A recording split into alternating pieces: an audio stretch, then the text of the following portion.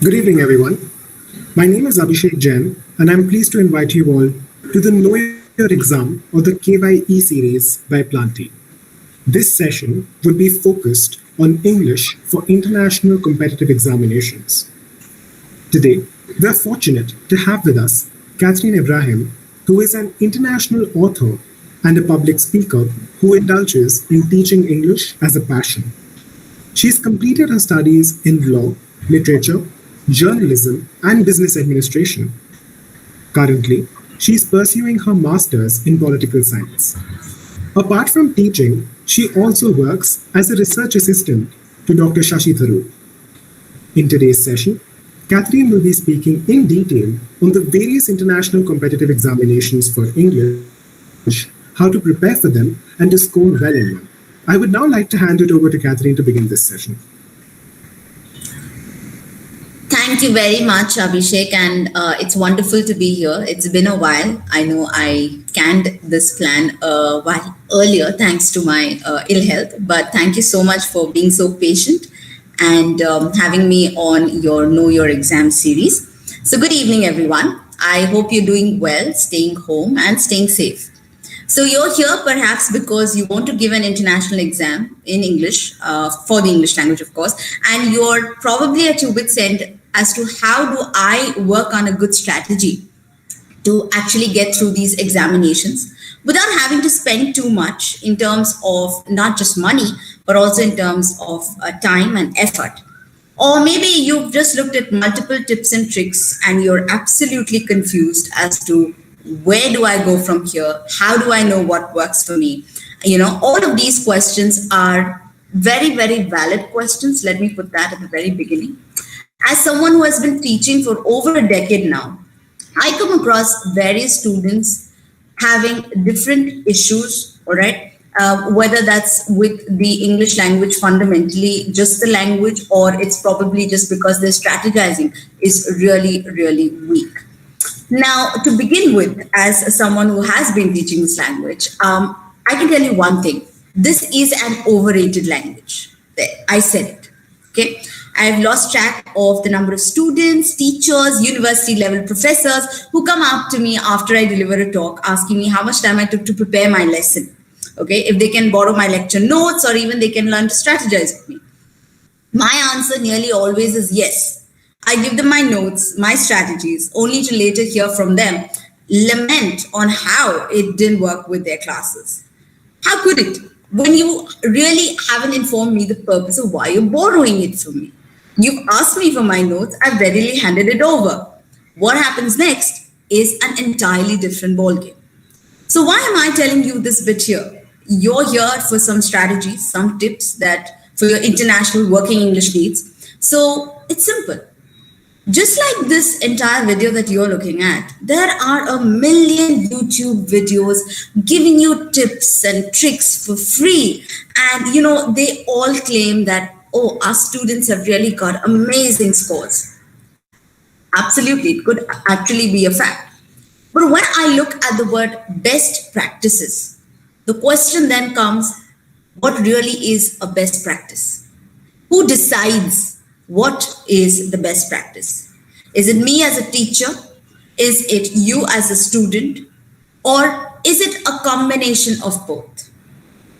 Now, while students religiously look at these videos, they want to get those scores, you know, and as someone who's been always telling students, you don't have to get worried when it comes to the English examinations. I constantly get this question, but ma'am, why do I have to give this examination at all? I mean, that's the first question. Why do you need to give this? And the answer is very, very simple. Always look at the logic behind it, okay? In a country like India, the reasons are very many as to why they want you to give these exams. We have a strong mother tongue influence. Not many are blessed to come from families where English is the first language. And even if English is spoken, it's not really a default setting. You go to a school, most of the schools, yes, are English medium. You go, you start speaking out there, but you come back home, and you're back to your mother tongue. All of these things happen, all right? If I need to travel abroad, I'm looking at staying at a university, gelling, bonding with people from different parts of the world. And I'm also looking at meeting my university professors, engaging with them in a very good conversation at the end of their sessions. If I have a question, I should be bold enough to go up to that professor and ask them my doubts. And here lies the crucial question. Am I fit? Not just academically. I'm sure all of you watching this are academically quite fit, but even socially. Okay? So let me give you an example in this case. I had a student a couple of years ago, wonderfully sweet girl. She knew her language. She did well. She completed her examinations with flying colors. Everything was fine. She travels to London. 2 months later, I get a call. She'd come back. And the first line was, "Ma'am, I just can't fit in. I just couldn't see myself over there in that university." Now, each one has a different approach to the language. She spoke well, okay? But she found it very, very hard to go and speak to her university professors. She found it very hard to even gel and bond with her friends because she always felt that her English was not quite enough, whereas that was not really the truth. Anyways, that's about one student. There are very many who've gone abroad successfully, stayed there, and they're enjoying themselves there. Okay? So that's the logic. I need to be socially fit, apart from also being academically fit, to be in that culture like a pea in a pod. Okay? Now, then comes the next question about these 1 million YouTube videos that I talk about. Why aren't they working for me? Okay? And let me give you another example here. So I think this would be about 2016, I guess, when I had a student who came up to me. She wanted to complete her IELTS. And way back then, I was wondering why, because she had told me that she, at least over call, she said that, she'd got an 8.5. And that's an amazing score. For those of you all who are giving the IELTS, that's an amazing score. And I said, if you have an 8.5, then what's the problem? And she said, no, ma'am, I'm going abroad to work. Now, here's the thing. It's sorrowful in one way, but it was something that, it was like the IELTS conundrum for her. Because in every exam that she was giving, she'd either get an 8 or she'd get an 8.5. But one of the modules, she'd get a 6 or a 6.5, which was below what she required. She needed an 8,777 and she just end up getting some 6.5 somewhere. Okay, so once it'd be writing, once it'd be listening, once it'd be speaking. And she came to me and she was like, ma'am, I'm quite literally on the point of frustration. I've given the exam thrice. I've done amazingly well, as you can see, but I just can't seem to overcome this barrier of having one module failing that test. And the first thing I told her was, please learn to divide your time. Now, you must understand this. For all of you, I know many of you all are law students, many of you all are lawyers already, and you are planning to go abroad. The idea when you give a language exam, or for that matter, any exam, is to be also mentally there. If you're always stressed out about this examination, you're not going to give it your 100%. Now, in the case of this student, she was actually struggling for time because what she'd do was she'd go to work, she'd come back in the evening, dead tired, take care of the family, and then she'd go ahead and sit to practice around 10:30, 11 in the night. Now, I'm not saying that you guys are married and you'll have, a dozen responsibilities, but you may have some more responsibilities. So the first point is, please, before you go to the YouTube video, carve out a specific time of the day which you're going to dedicate to your understanding of this particular language. And this is where you need to understand that it's not just about going forward and writing a paper. You're going forward to deliver 4 different skills. It's listening, there's reading, there's writing, okay? There's speaking, And each of them is a demanding module. And this is why this girl was unable to focus. So here's what I did. I told her to take a leave without pay for around 20 days. Okay? Now it's difficult, especially when you already have a family. I said, listen, it's this or that. Either you keep struggling or you do what I say. She said, no, ma'am, I really need to get through to this. She went ahead, she applied for the leave. Thankfully, she actually got that leave approved. She started coming for class on a daily basis. Now, here's what happened. Because she was constantly keeping that time for her preparation, at the end of that journey, when she took the exam again, which is the last time she took that exam, she actually ended up with a 9.9 and then with a 7.5 and an 8. Is it possible? Can I do it? Yes, absolutely.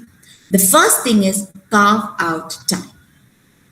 Now, let's look at the second important principle, which is, okay, I've carved out time. Now, what is my step 2? Your step 2 is, first things first, ask yourself, what is my, my fear factor in the language? Is it reading? Is it writing? Is it speaking? Or is it listening? All right. Now, most of you all will know for a fact that listening is not something you've been doing for a very long time. In fact, we've never given examinations consciously for listening. Okay. So if you think that, yes, this is my problem, go ahead and start with that first.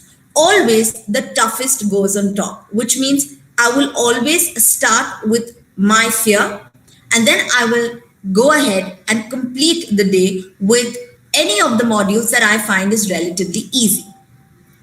How much time do I give myself, even if I'm preparing on my own? I always like to look at it from this angle. If, say, I'm starting today and I have about a month from now, realistically, I have a month from now, after which I have to give my exam.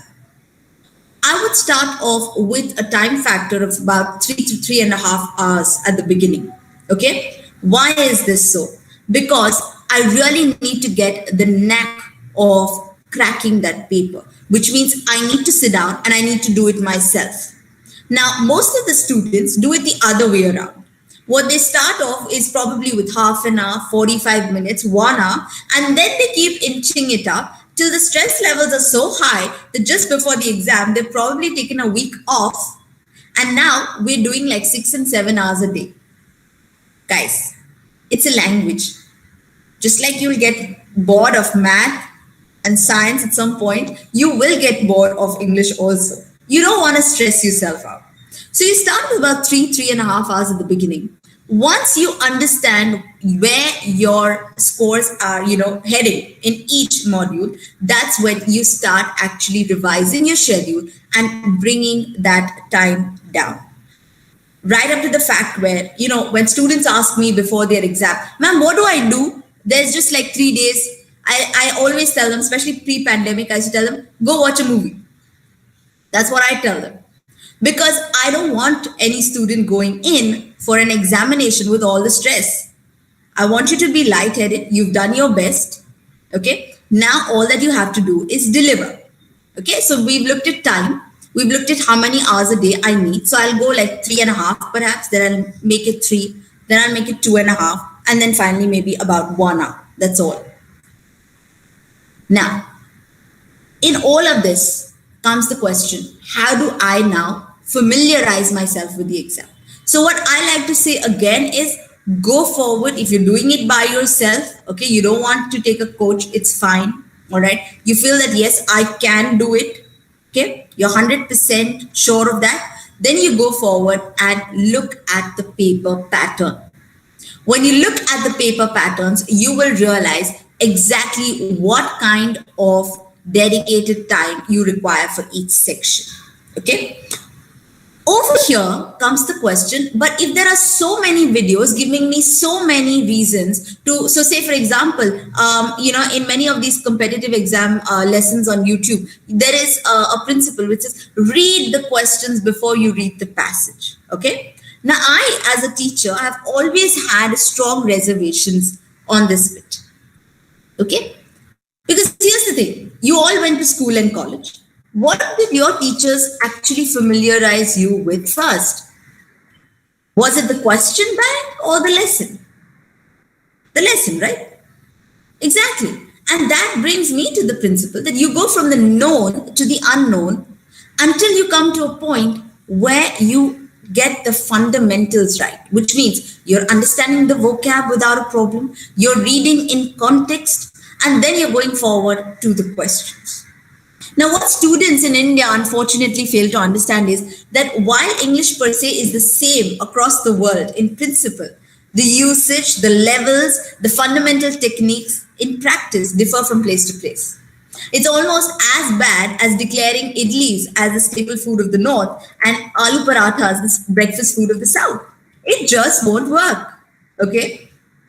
So in India, you have the existence of multiple boards. You've got the state board, the central board, the ICSC, and now, of course, you've got the IB boards. Now, I know a lot of people who come up to me and they were like, okay, so which IB school did you go to?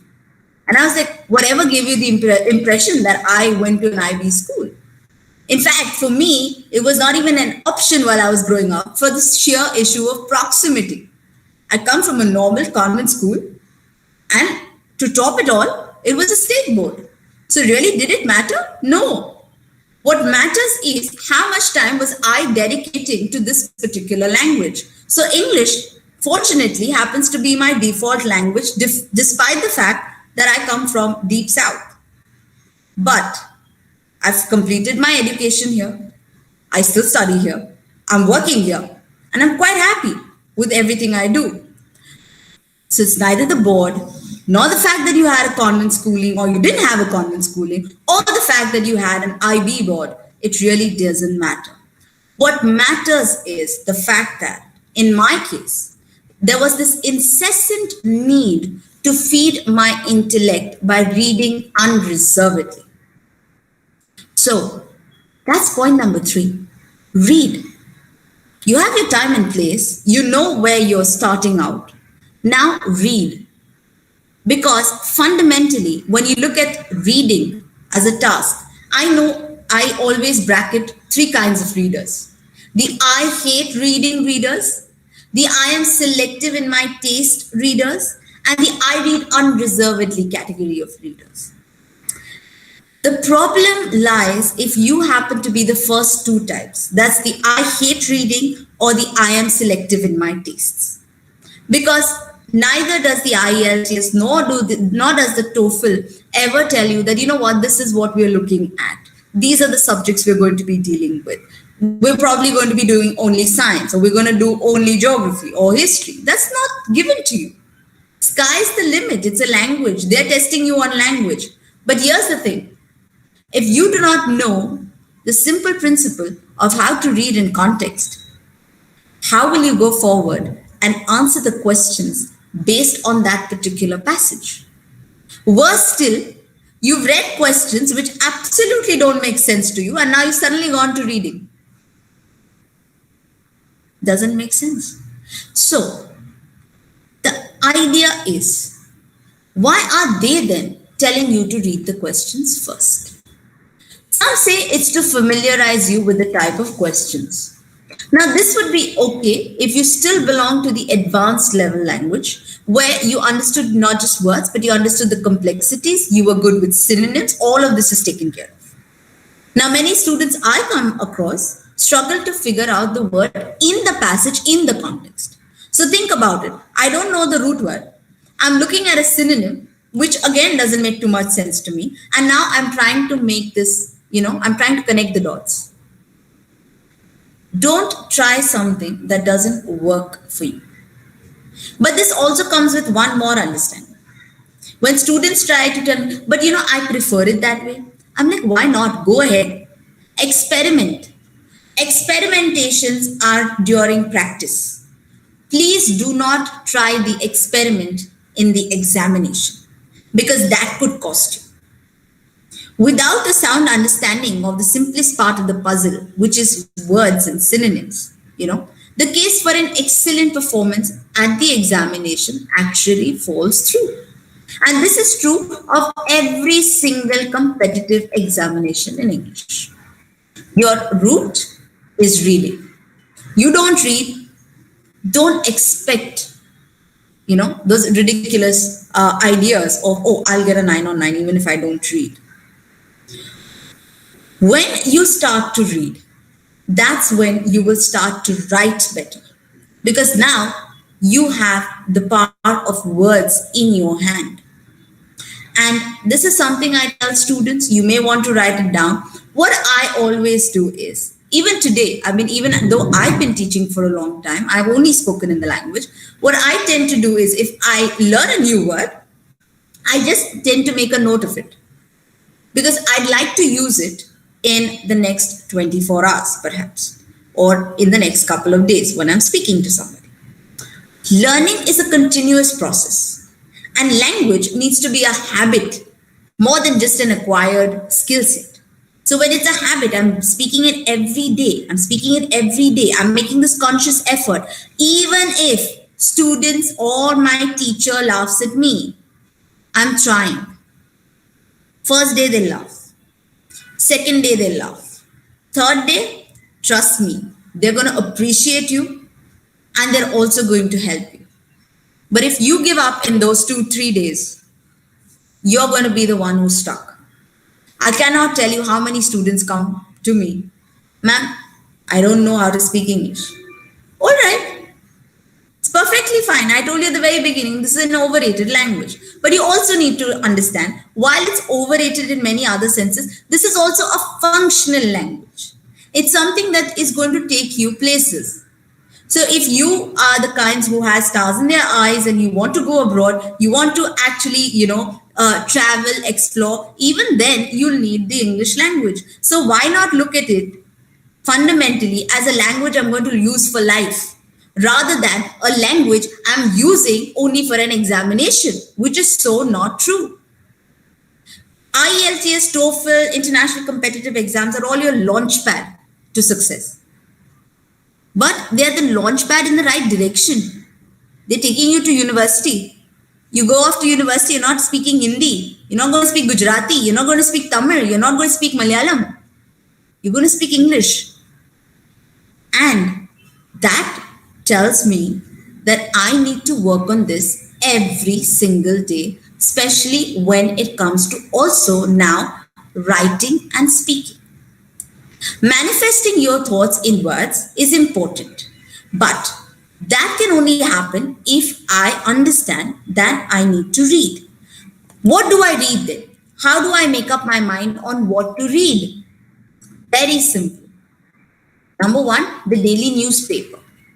Newspapers I recommend include the Hindu, the Indian Express, the Deccan Herald, the Telegraph. I do not recommend the Times of India, and with all due respect, it's a good paper by itself, but it's a very distracting newspaper for all practical causes. Okay, so I'll give you a very simple idea. I remember I was, my late mother and I, we were sitting at a dentist clinic. Okay, and there was a Times of India newspaper lying on the teapoy there. So I picked up the paper and I started reading. And there's a very interesting article on health and nutrition. And my mother at that point, she used to like all these things. I read it. I passed the newspaper to her. Okay. And she read it. But 2 minutes later, so she went through it, she skimmed it. 2 minutes later, I see her on the exact opposite page, which was all about the discounts that were happening at, some store, which had all these kitchen appliances, and she was already there. Now, it's not just my late mother, it's everybody. You just get distracted easily, and that's a distracting newspaper. So I'd say eliminate that. The other, I think the other portal that I'd really recommend is the academia.edu, okay? So that's another nice place to be. It's got some free research papers. Start reading them. I'm not telling you to go ahead, digest them and write your own paper. The idea is I want you to familiarize yourself with words, with contexts that are outside your comfort zone. So if you're a law student, but in the paper you get something on science or geography, You can't go there and say, you know what, I really don't know this. You can't do that. Or in a writing or a speaking section, you go ahead and get a question, a very simple question like describe a day when the weather was perfect. And now suddenly you're like, okay, I come from a place where the weather is not really nice. How do I do this? That's because you're stuck, because you do not have the creativity to think immediately, spontaneously. Thinking on your feet will only come when you've got the confidence to speak, to write. And that will only happen when, again, your foundational principle is right. That means your reading is right.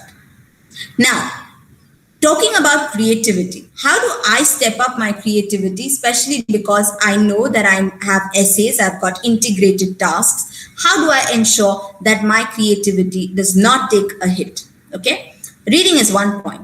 But remember, when you're writing, the entire idea, okay, the whole idea of writing is completely based on three principles. Your own core values and beliefs, that is your conviction. Creativity in the sense that you're able to make it more relatable to the examiner who's reading it. And finally, your vocab and grammar. Grammar is again something students love to run away from. Now, if you are writing something, okay, and you have guided practice, that is, you have a coach who is taking you through your papers, please pay a very, very keen attention to what kind of changes they are making to your paper, especially when they are checking you for your writing. Okay, because writing is one place where most of the students tend to get a low score. You need to realize this. The first thing is structure your thoughts. A normal human being is said to have approximately 60,000 thoughts a day. Think about it. A normal human being. So average 60,000 thoughts a day. Now you have to keep aside 59,999 and stick to one major thought and then write your essay on the basis of that thought. How do I do it? Your thoughts are sourced over here, which means if you're a person who's easily distracted, you will not be able to give me an essay that is coherent, that is cohesive, that is fluent. You won't come through. When you come across an essay that expects you to take a stand, ask yourself if you have sufficient points. Ask yourself, do I have good examples to substantiate my point? So what I tell students is, if you are looking at a main idea, you're looking at a supporting detail too. And supporting details may come in, different types. For example, you could have a personal experience. These are true of essays on education, essays on environment, okay? It could be on health, communication, personality development, work. All of these can have personal experiences. Write about it. If you go ahead and give me a very generic example, for example, you write something like, people should get a 5-day work week. Okay, but what's the thought behind it? What's the logic behind it? Why can't I work 6 days and still be productive? Why are you telling me that 5 days ends up with more productivity? Do you have something to substantiate it with? Do you have a personal experience? Talk about it. Okay. What about questions which inherently, you wouldn't have a personal experience about, like the government or law and order, stuff like that? What do you do then? You write what is called as a generic example. You could construct the example. You could talk about it from something you've read, perhaps in a newspaper. Go ahead, write. Again, it needs to be in a tiny anecdotal pattern, not, just going ahead and writing line after line. We should do X, Y, and Z. No. The sad part of every essay that I read, especially when it comes to problems and solutions, is when, the students go ahead and write something like, we should create an awareness. This would come in law and order papers. This would come in health. This would come in essays related to education, everything. We should create an awareness. What awareness? What kind of awareness? No one's written. And no one's shared it. And this is where this vagueness comes to the point. You cannot write vague statements because your examiner has some expectations that you're going to go ahead and write something that they can mark. It's not just going ahead and marking you for fancy vocabulary, which is absolutely not needed in every line. What they want to see is a comfortable blend of your thoughts with reality on paper. That's all. So when you are trying to substantiate things, either use a personal experience or you go forward and talk about a generic example. Now, the third and the last type that we generally give for essays, at least, is what I like to call is statistics. But statistics are, again, something I do not recommend everyone to write about, simply because what happens is if you cook your own statistics in the paper, the examiner automatically comes to know that you've cooked this up. All right. So you've read a UN report, you've read an ILO report, you've read a government report. Go ahead and quote it according to so-and-so report, which makes it more authentic. So you're looking at creativity, you're looking at relatability, you're looking at authenticity, and all of these things come from reading. I mean, how else do I get my knowledge? So that is something, again, that you would want to really think about. Now, when I look at speaking is again something where students literally get cold feet. Please understand this, that when it comes to speaking is just about having a conversation. If it's something like an IELTS with an examiner physically, it's just 15 minutes, guys. It's a conversation. It's like as though you were waiting for a friend at a Starbucks. Your friend is running late. Someone else is also waiting for a friend. And you both start talking. Same thing at the airport. You probably just strike a conversation because you have nothing else to do. Over here, however, it's a little more pointed. It's a little more purposeful, because over here, you're going ahead, you're keeping that formality, the degrees of formality are definitely maintained, but you're also going forward and giving them what they would like to listen to and more. As I always say, exam preparations are not about giving you 100%. It's about giving 105%. 100% is what everyone gives. I'd like to think like that. Okay? But that extra 5% that I give, now that's what's going to make me different from everyone else. Because I bring to the table what no one else does. If I'm sitting to read something, okay, it could be a novel, it could be a book of essays, it could be maybe an amazingly well-written creative nonfiction, whatever it is that I'm reading. If I come across a point that I'd like to use, I just quickly take a notepad and I write. I go forward, I make it a point that I write it down. So what happens is, just before the examinations, I'm going back to all of these points, okay? And I could deliver it even as a speaking. Like, so in a speaking test, maybe they're giving me in a part 3, say for IELTS, giving you a part 3 question, which is very, very generic, okay? So they ask you a simple question, which is generic. And now suddenly you find yourself stuck. For example, do you think that intelligence is innate or acquired? And now you're like, okay, I really never thought of this. What do I say? If I say it's inborn, that means everyone's intelligent. If I say it's acquired, means we are not intelligent. We just get our intelligence from somewhere. What do I say? It's understandable that intelligence is acquired for the most part. Okay. So if I go forward, yes, there are naturally intelligent children also. There are prodigies that you see, read of, hear of. Okay.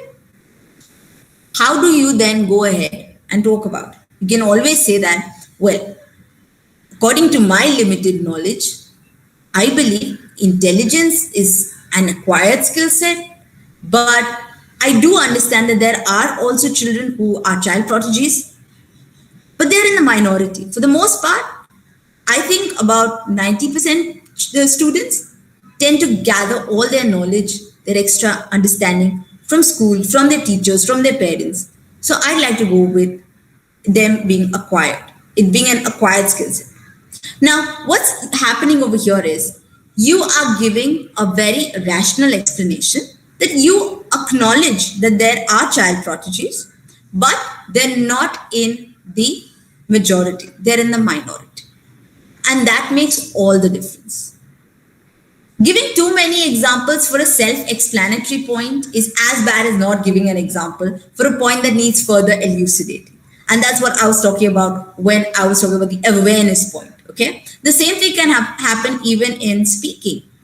So you need to speak more, but you're speaking less. And for the section that you need to speak less, you're speaking more. So get your priorities right.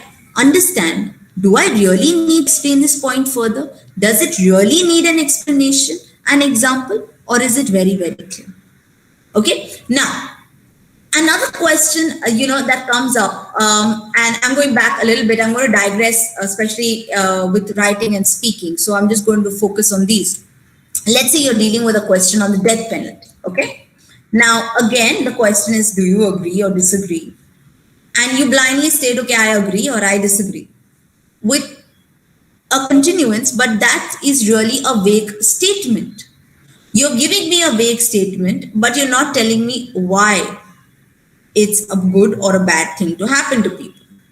Now, in such cases, what I tell students is if you come across a question that you really have absolutely no knowledge about, first thing is it's a myth that we have no knowledge about a question.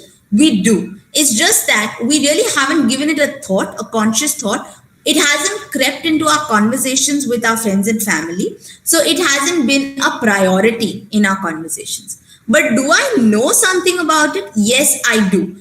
None of the international examinations that you would give you a question that you have absolutely no idea about.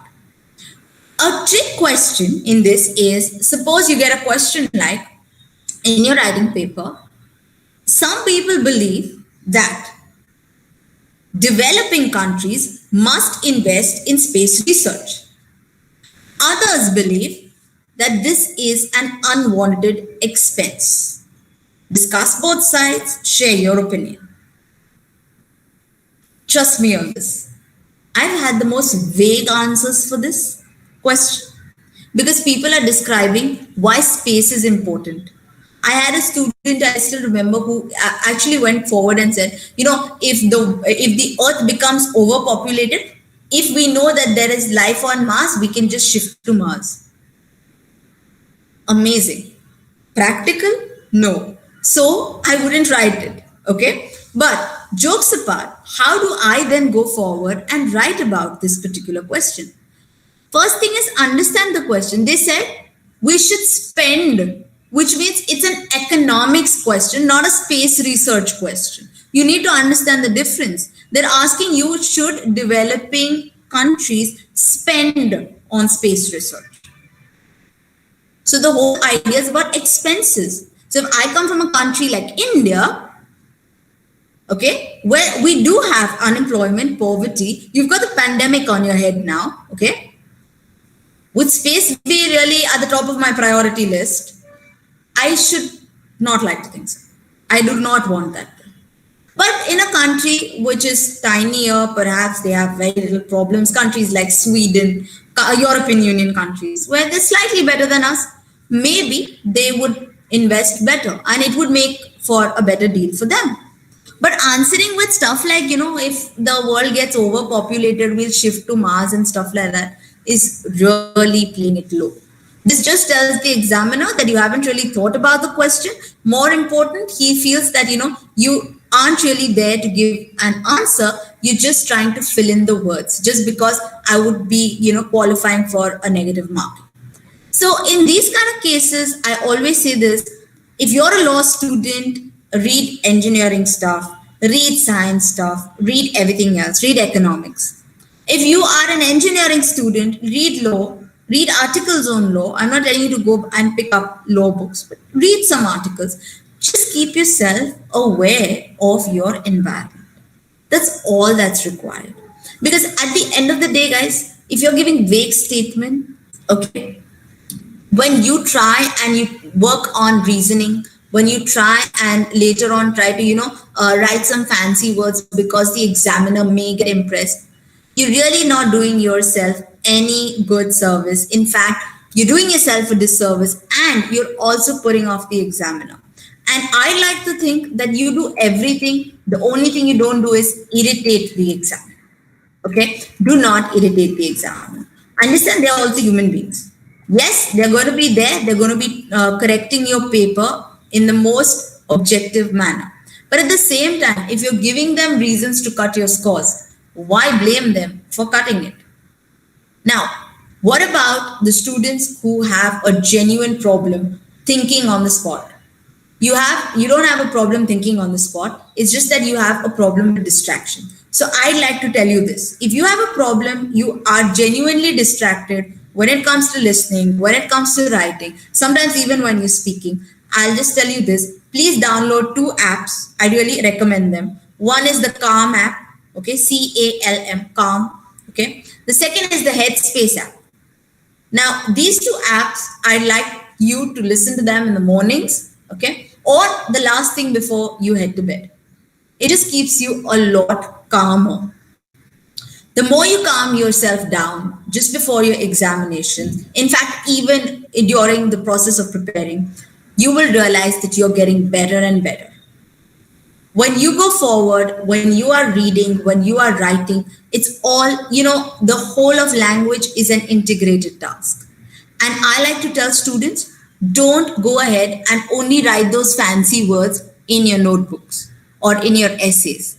Go ahead and use those words when you're talking to your friends. Go use those words when you're talking to your teachers, when you're talking to your parents. That's going to make that impact. You are going to be far more confident. Confidence stems from within. I want to be a naturally confident person. I want to be a natural conversationalist as well. So for all of that to happen, I need to read, I need to write, I need to speak on a daily basis. And most importantly, I need to be an active listener, not just for a listening task, but even for a speaking task. Because if I didn't get the question correct, there's a higher chance I'm going to give the wrong answer by default.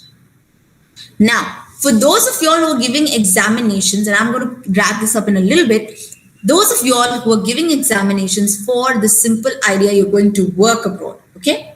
There's a high chance that you have not been able to get a good score in your letter writing section because you are by default again writing high school level stuff, okay? Which would not be as bad if your grammar and vocabulary or lack of it didn't bring your entire scores down.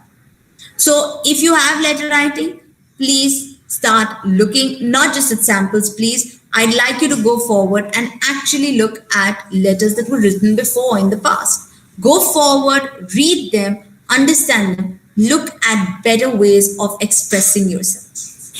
Finally, how do I now maintain the consistency? I know I need time management. I know I have to read. I know I have to carve out a time specified for everything. Now, how do I get better?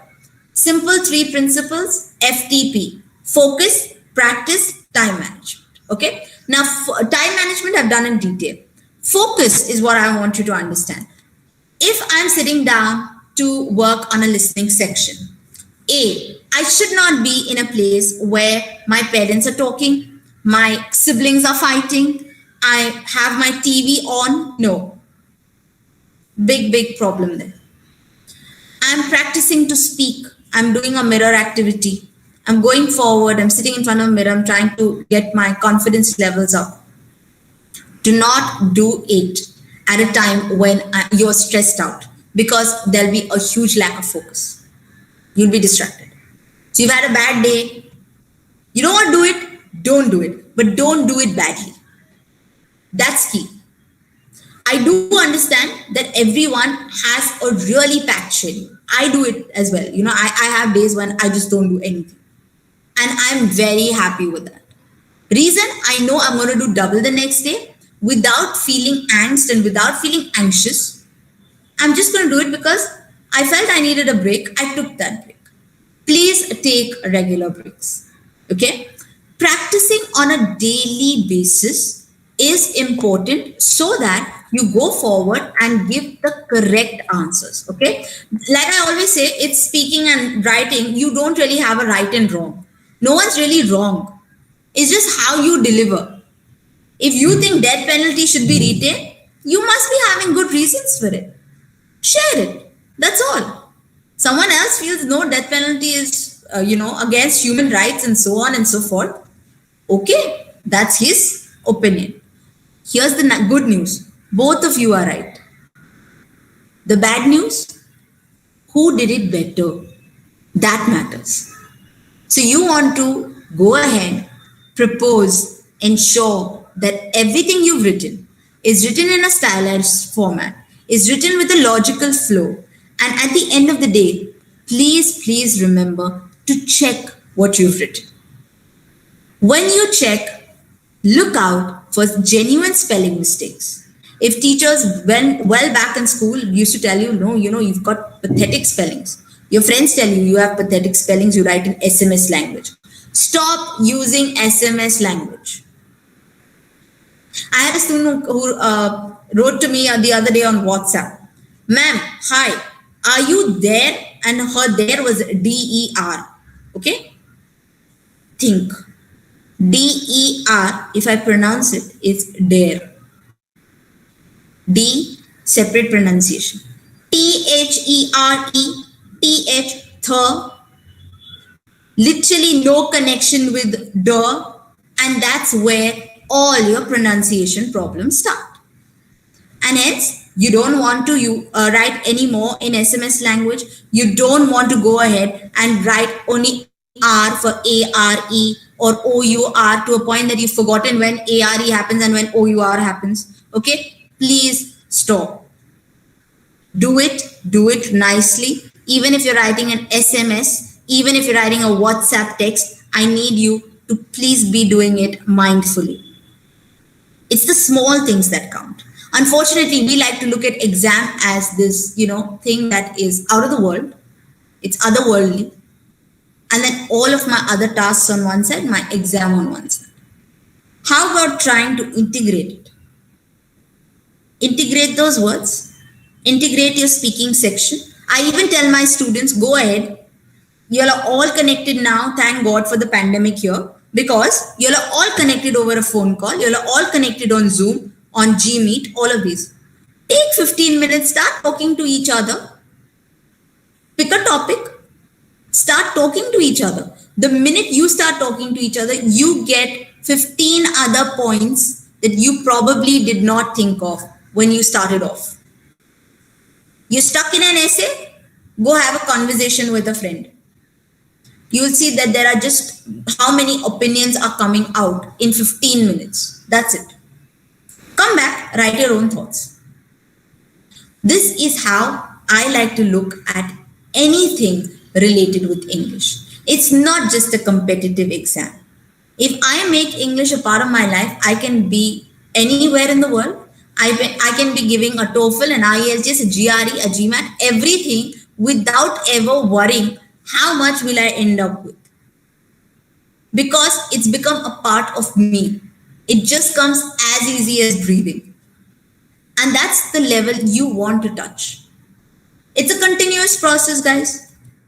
It's not something that you will that will happen within 1 week or 2 weeks. Some students take a month, some take 2 months. Okay, be realistic. Please don't always be stressed out. Be realistic. Practice. Okay, practice. And if you are unable to come to a point where you are understanding that you need guided practice with a professional.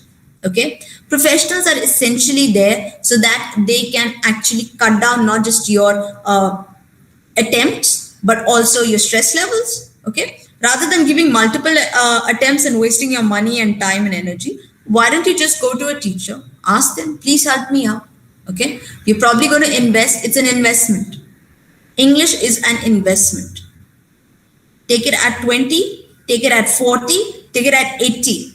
It's always going to be an investment. You're never going to waste your money. When you look at this part of getting a professional course and a coach, please be very, very strict about two things. When you have a coach, please request them to mark you every time you speak in a speaking set, in an integrated task where you're writing. Ask them for their feedback. If you feel that there's something missing, have a conversation with them. Allow them to understand you have a genuine problem. Okay? Even as teachers, we may be able to give you a very objective analysis, but when we come to know a student has a genuine problem, we'll work with you on that problem. I've had students coming to me with a lisp, okay? So they can't really pronounce every word. There are students who have a genuine, auditory issue. There's that also. You do have provisions, examiners and examinations do give you some leeway. Please get in touch with the requisite team, the authority about these problems. Independently done mock tests help, but if you're not getting those individual feedbacks on speaking and writing, to a great extent, again, you will be at a loss because you don't know where you're going wrong. So these are two elements I definitely ask you to look at, and especially because writing for the most part always drags the score down. So you'd want to know how they are correcting, how they're going forward and giving you the right parameters. I'll give you a simple example. When I take IELTS, for example, in the last couple of years, I think barring one student, okay, who's given those mock tests and stuff, barring one student, no child has ever got a 6.5. 6.5, by the way, is passing. And I'll tell you why. Because I know that student is capable, but is not using this. The words are here. You need to retrieve it. The thoughts are here. You need to retrieve it. You behave lackadaisical, not helping. You're just going to drag your marks down, your scores down. Why would you do that yourself? Don't kill your own case. Go forward, enjoy the process. This is something I love telling students. Please enjoy English. It's a language that is beautiful. Go read poetry, go read anything that, actually keeps you connected with the language. You will fall in love with the language. Instead of telling yourself, oh, I don't understand these huge words. I don't understand people who speak those huge words either. Let me not do it now. Instead, go forward and look at every single conference you attend from now on, every single talk you attend. In fact, even when you are sitting with friends, family, when you're sitting with your teachers, and they happen to use a word that you haven't heard before, make a note of it, go back home and figure out what they were trying to say. These are tiny, tiny tips for you. You can definitely get the best of scores. I know my students have done it. We have an average of 8.5, okay, with 9 on 9 listening, 9 on 9 reading. Even for the TOEFL and for the other exams, where I come from, at least where I teach, there we do have the best of students getting the best of coaching, as well as, of course, the best of marks. At the end of the day, it's all about you, okay? Do not, you've probably done,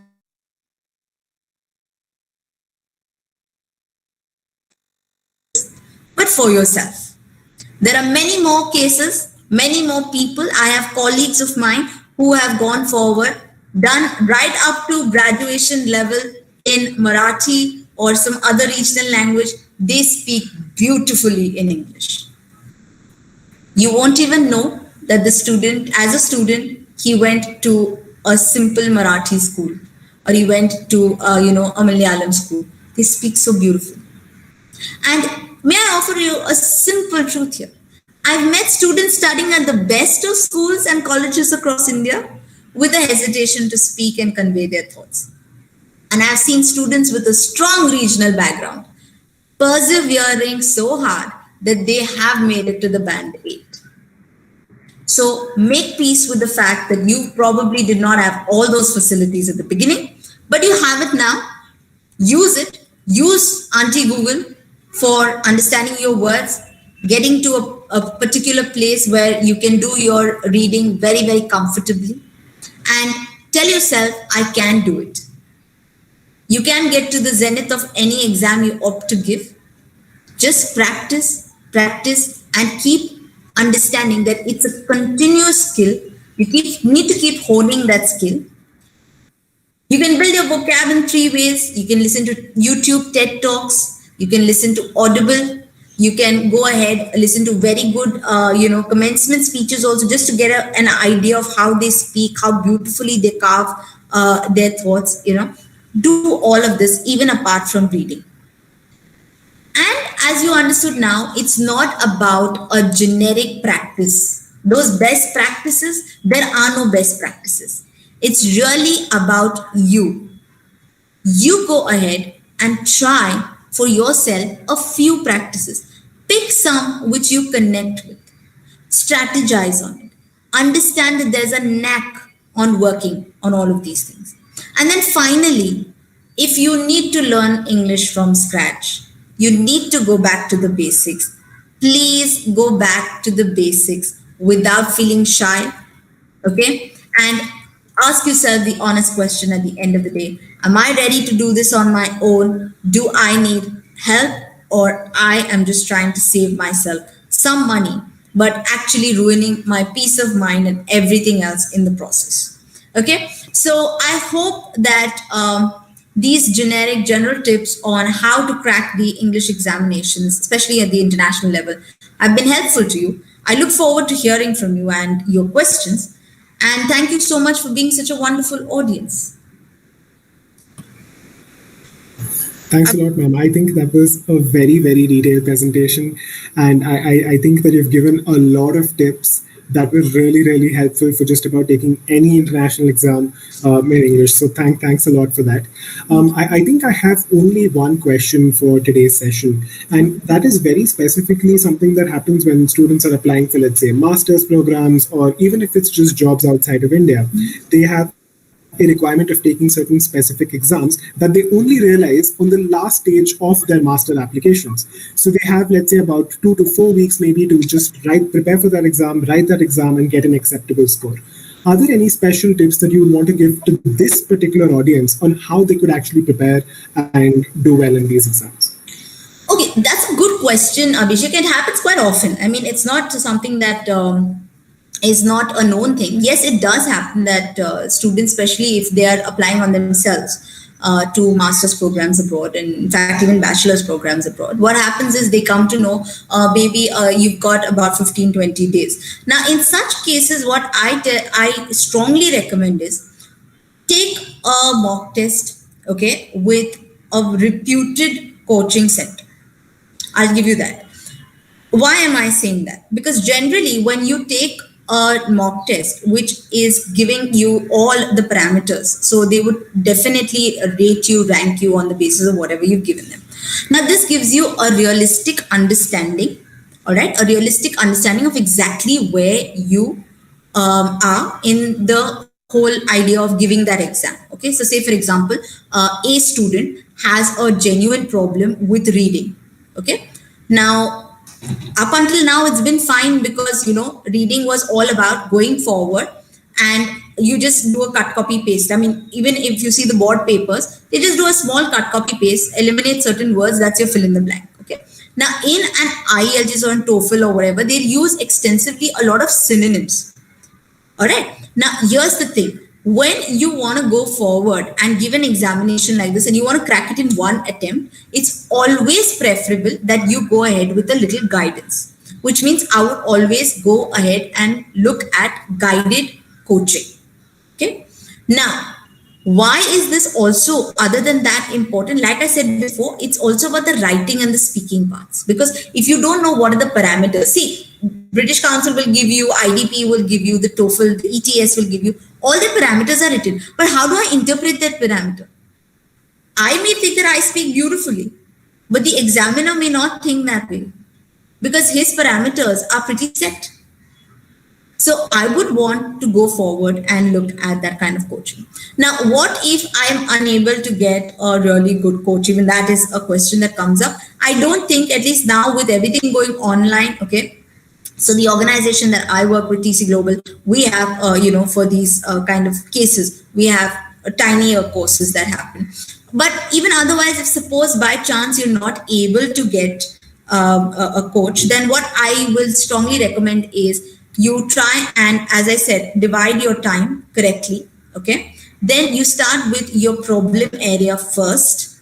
So if it is reading, you start with reading first. You look at the types of questions. So there are broadly different types of questions. And if you're taking an IELTS, for example, there's 6 broad types. In those broad types, which ones do you think are the most difficult? Okay. Now try them. If you're not able to get them, at least try and get better at all the rest. So I don't know one type, but I know the rest 5. So I'll try and get the best out of those 5. Okay. I'll get the best marks from there. So ideally, if I'm doing good at 5, I'm not doing very good at 1, let's keep a buffer zone of about 10 marks. Okay. So I'm losing about 7 to 8 marks here. Otherwise, I'm getting all the rest. It's still fine. When it comes to writing, there's no better thing than practicing on a daily basis. And as I said before, read now. In this case, you would read more on the topics that are there. So there are very many sites that are available, which give you, proposed topics for the particular year. So like we are now in the June to September 2021, bracket. So you can go ahead and look at that portal and all of the questions on that portal. Check them out. When you check those questions, whether it's on a task 1, whether it's on essays, whether it's an integrated task, it gives you a fair idea. Okay, these are the kind of questions. Do I have an answer? At least can I write about them? And then I start practicing those as well. Last but not least is about speaking. Now, speaking definitely requires extended practice. But at the same time, if you're going forward and you're practicing on your own, I'll say let's do the mirror activity every day to build your self-confidence. Okay. Second is try and connect with someone who is better than you in the language. Maybe a teacher, your English teacher, or perhaps another person who you know, maybe a senior and who does really well with English. So you can go ahead, talk to them. Tell them that this is what you're doing. This is your purpose behind having the conversation. Have like a 15 to 20 minute conversation every single day. So what's essentially happening is, for the most part, at least whether you're giving a TOEFL or whether you're giving an IELTS, the idea is that you're still speaking and you're speaking with some clarity. You're speaking with the purpose. You're speaking with the idea that someone else has to understand what you're saying. So they would give you live feedback. That feedback will also help.